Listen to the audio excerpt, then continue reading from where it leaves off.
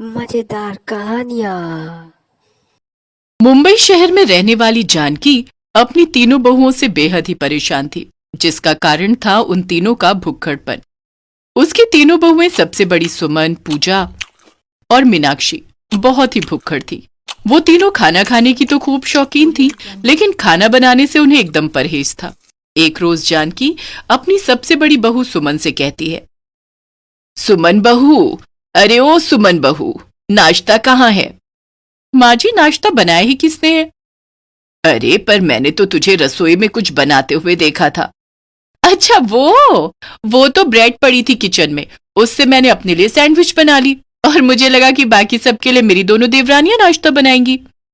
वाह जी वाह जेठानी जी, खुद सैंडविच ठूस कर अब हमसे उम्मीद रख रही हैं कि हम सबके लिए नाश्ता बनाएं।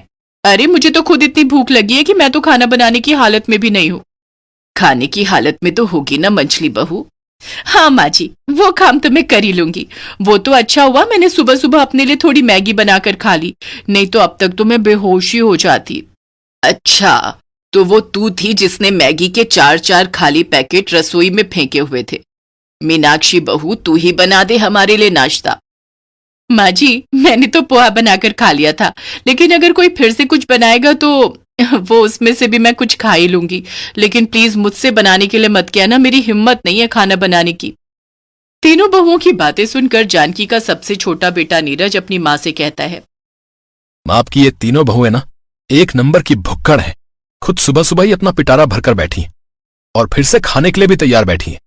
हाँ, इन तीनों ने अपना पेट भर लिया, लेकिन इनमें से किसी ने भी एक बार ये नहीं सोचा कि घर के बाकी लोग क्या खाएंगे।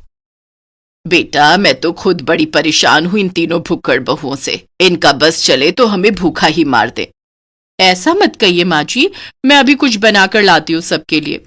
तू तो रह नहीं दे, बनाते बनाते आधा खाना तो तू खुद ही खा जाएगी, फिर हमें जरा सा प्रसाद की तरह देगी। मोहित बेटा, तू आज खाना बाहर से मंगवा ले, कल से मैं खुद ही बना लिया करूंगी। पूजा, बिल्कुल भी शर्म तो आती नहीं होगी ना तुम्हें, है ना? 3-3 बहुओं के होते हुए सास खाना बनाएगी अब। रहने दे मोहित, मुझे तो लगता है हम तीनों ने इनसे शादी इनका पेट भरने के लिए तो की है। तो आप क्या कहना चाहते हैं जेठ जी? क्या आप हमें यहाँ घर का काम करने वाली बाई और खाना बनाने वाला कुक बनाकर लाए हैं, जो हम नौकरों की तरह घर का काम करें? अरे, अपने घर में काम करने से कोई नौकर नहीं बन जाता। खैर बेटा, मैं बाहर से ही कुछ ऑर्डर करती हूँ। जानकी अपने और अपने तीनों बेटों के लिए बाहर से खाना मंगवाती है, फिर तीनों बहुएं भी बाहर से कुछ न कुछ ऑर्डर कर ही लेती हैं। ऐसे ही दिन बीतते हैं। जानकी की तीनों बहुओं की भूख भी बढ़ती जाती है। सबके लिए खाना बनाने में तीनों को ही आलस आता था, लेकिन अपने लिए वो तीनों कुछ न कुछ बना ही लेती थीं। एक रोज जब जानकी टमाटर लेने के लिए फ्रिज खोलती है, तो उसे उसमें एक भी टमाटर नहीं मिलता। ये देख जानकी अपनी तीनों बहुओं को आवाज देकर बुलाती है और उनसे कहती है, ये क्या बहुओं, एक दिन पहले ही मैंने 4 किलो टमाटर लिए थे, लेकिन आज फ्रिज में एक भी नहीं है। माँ जी, मैंने तो अपने लिए टमाटर की चटनी बनाई थी, तो 8-9 टमाटर उसमें लग गए। और मैंने अपने लिए टोमेटो सूप बनाकर पी लिया था, बस इतना ही यूज किया था। और मैंने सैंडविच बनाने में टमाटर डाले थे, बाकी सब कहाँ गए मुझे नहीं पता।